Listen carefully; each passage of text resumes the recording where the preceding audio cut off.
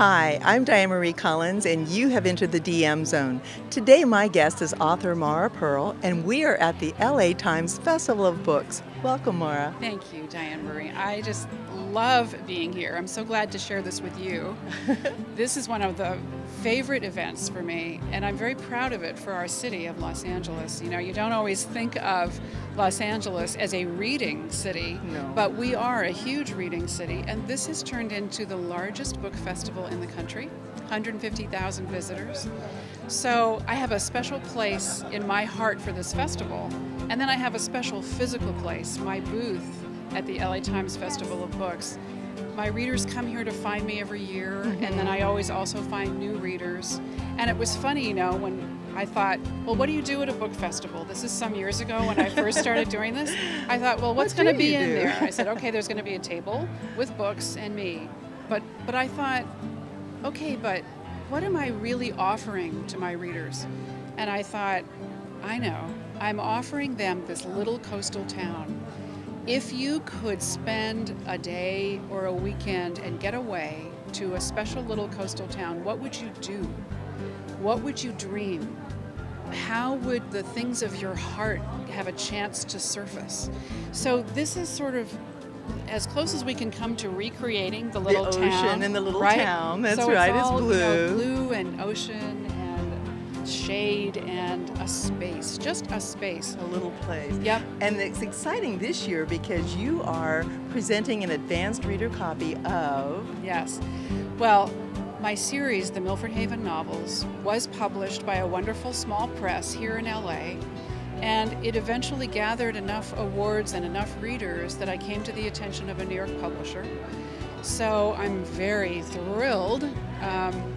They would like to start the series over from book one and do it hardcover for the first time. How exciting. Which is really proper fiction yes. publishing. Wonderful. So book one will come out in September, but what we have right now is just an advanced reader copy for reviewers mostly, but I decided I would bring some to this event.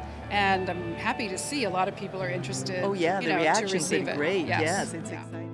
Now you've also heard the audiobooks as well, because Mara records them. So tell me a little bit about that. What's that like listening to a book? What's so fun about listening to the books is that Mara is an actress originally.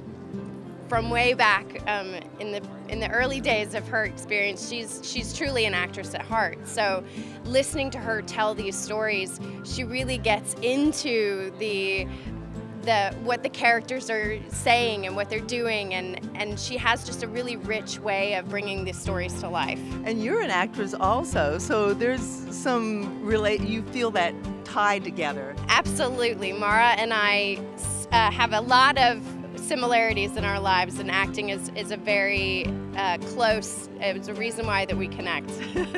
And because of that, maybe someday you'll get to be part of the novels and we get to a screenplay. Oh there. My, I would love to play Miranda. That's our lead character. Absolutely, someday. And she's got red hair, so. Oh, well then, hey, she can't be all bad, right? No, no. And the thing that you like best about the Milford-Haven novels, tell me just one thing.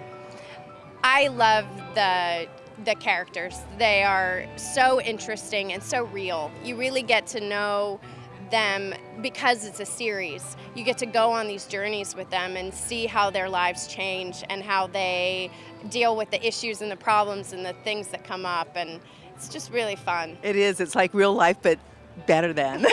Juicier. We get to go behind those closed doors. Absolutely.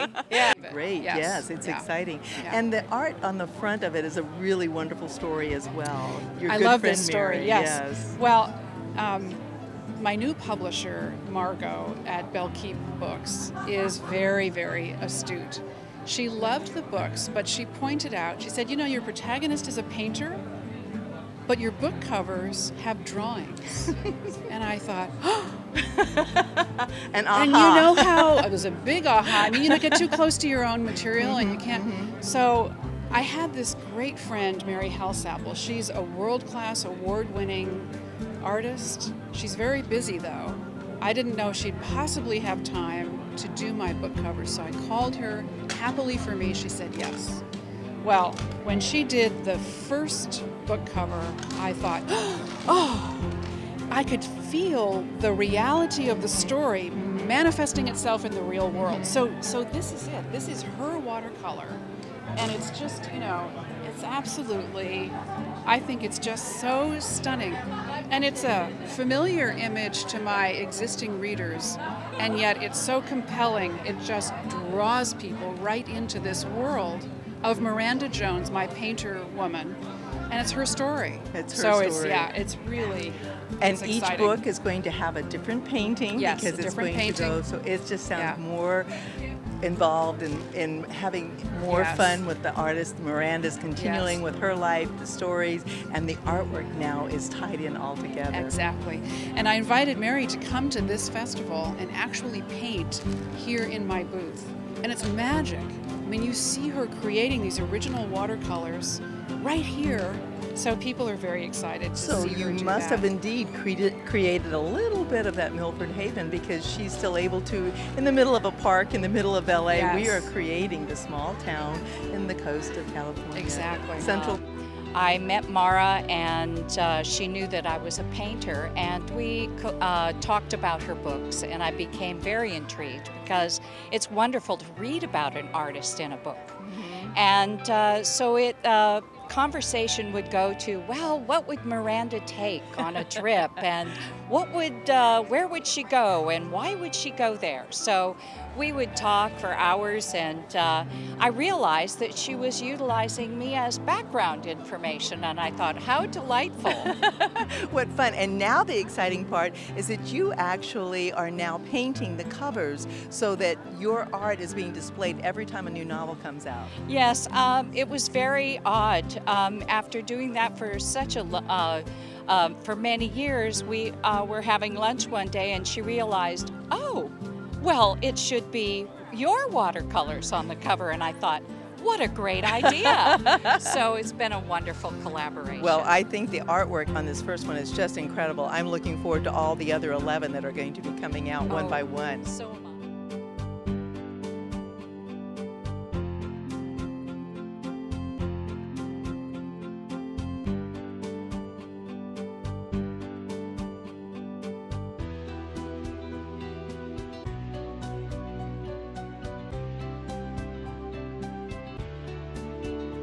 Well, thank you for spending some time visiting with me today. Thanks. We will be back, and you have been in the DM Zone. Come back soon.